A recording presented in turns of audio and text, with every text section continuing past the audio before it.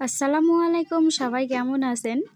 বাড়ির বাইরে সব কাজকর্ম শেষ করে গিয়ে দেখি বাড়ির পাশে একটা ছাগল বেঁধে রাখছে আমার এক ভাসুরের বউ।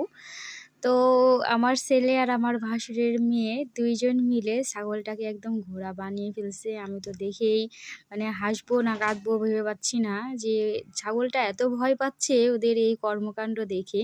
আর আমারও ভীষণ হাসি লাগতেছে যে ওরা এই ছাগলটাকে ২ জন মিলে মানে একদম দেখতেই পাচ্ছেন কেমন মানে ঘোড়া বানিয়ে ফেলছে।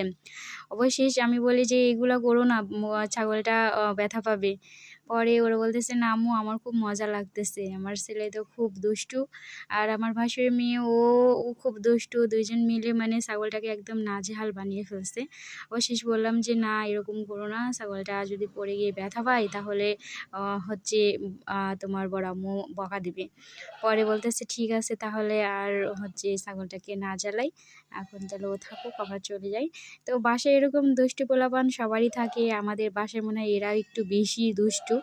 তো যাই হোক দিন শেষে এরা না থাকলে বাড়িটা শূন্য লাগে, ভালো লাগে না। আর বাচ্চারা দুষ্টামি করবে এটাই স্বাভাবিক। আমরা মা হিসেবে তো এইটুকু মেনে নিতেই পারি। তো আজকে এই পর্যন্ত। সবাই ভালো থাকবেন। আল্লাহ হাফেজ।